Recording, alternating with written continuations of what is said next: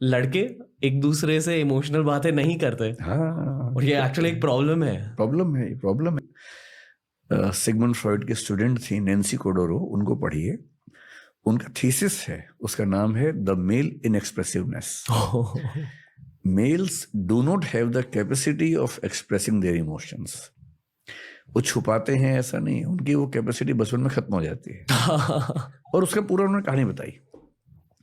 कहानी ये बताई कि जब बच्चा 6-7 साल का होता है, आप देखेंगे जब बच्चा पैदा होता है, बेटा हो या बेटी हो, माँ के साथ चिपक के सोता है जी।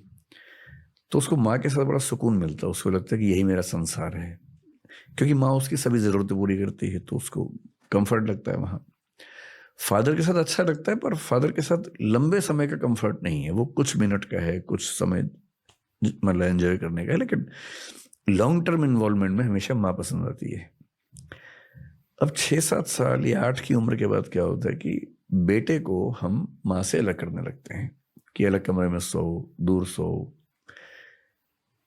और वो हर कल्चर की जरूरत है ताकि बेटे के मन में कुछ ऐसी फीलिंग्स ना आने लगे, क्योंकि वो बड़ा होने वाला है। बेटी को वो दिक्कत नहीं आती है, तो माँ और बेटी जिंदगी भर एक साथ सो भी सकती हैं, हर तरह की बात कर लेती है, क्योंकि माँ के जीवन के अनुभव और बेटी को जो अनुभव होंगे किशोरावस्था के बाद वैसे ही सेम होने वाले हैं।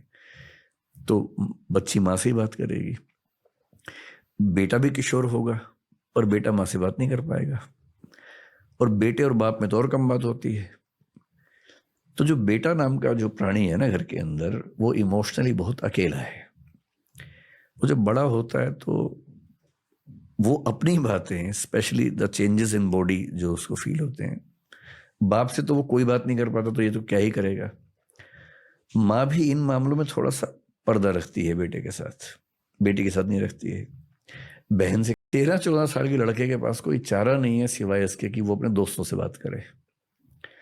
दोस्त भी उतने ही अकेले हैं अपने अपने घर में, सही किसी को नहीं पता है, तो कहीं कहीं से वो ज्ञान चुराते हैं, आपस में शेयर करते हैं, गैंग बनाते हैं अपना। और क्योंकि घर के अंदर से वो इमोशनल स्टेबिलिटी उनको नहीं मिलती है, लड़के मतलब नैन्सी कोडोरो जो बता रही है, मैं उनकी बात बता रहा हूँ जी। तो लड़का एक विद्रोह के भाव में रहता है कि मुझे मेरी माँ ने मुझसे अलग कर दिया। और वहां पर क्या है, महिलाएं जब जाती हैं, जी। वहाँ कई महिलाएं बैठी हैं, आराम से बात कर रही हैं, एक और महिला आई, सब मिलकर रोती हैं जी। एकदम ऑर्केस्ट्रा की तरह से चलता है। तो वो जो महिलाएं शांति से बैठ के बात कर रही हैं, एक की और आती, सब कैसे रोने लगती है मैं नहीं समझ पाता, क्योंकि उनका अपने इमोशंस पे ऐसा कैसे कंट्रोल है। सब रोई 5-7 मिनट, फिर वो 7वीं महिला भी चुप हो गई, फिर बात ही होने लगी, फिर 8वीं जब भी आएगी फिर 8 रोएंगे उसके बाद।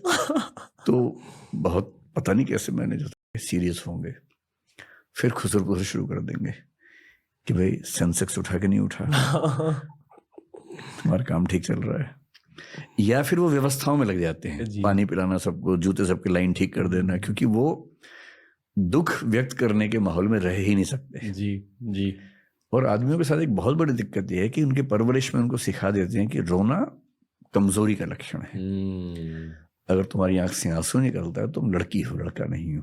तो लड़की होना लड़कों के लिए बहुत ही डिमीनिंग सी बात मान ली गई है, जबकि ये महिलाओं की ताकत है कि वो रो सकती हैं। उनकी दवाई भी है, दवाई है, जो हमारे पास स्ट्रेस नहीं है। हुआ रो लिए, बात खत्म हो गई। जी।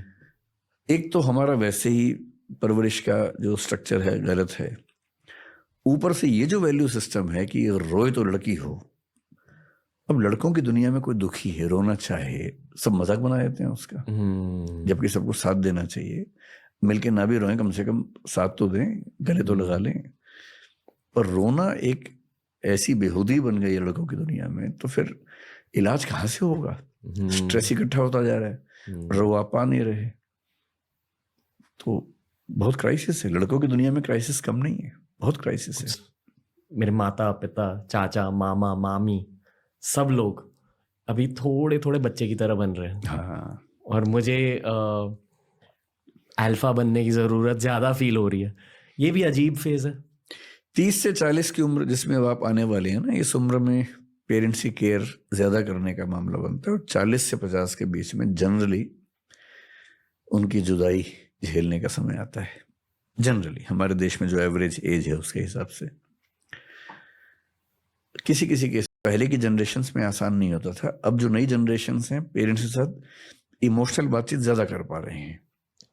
तो अब नई जनरेशन्स में इमोशंस का गैप कम हुआ है, एक्सप्रेसिव ज़्यादा हैं बच्चे, और मैं देखता हूँ कि पेरेंट्स आजकल बच्चों के दोस्त पहले की तुलना में ज़्यादा बन पा रहे हैं, विच इज़ गुड।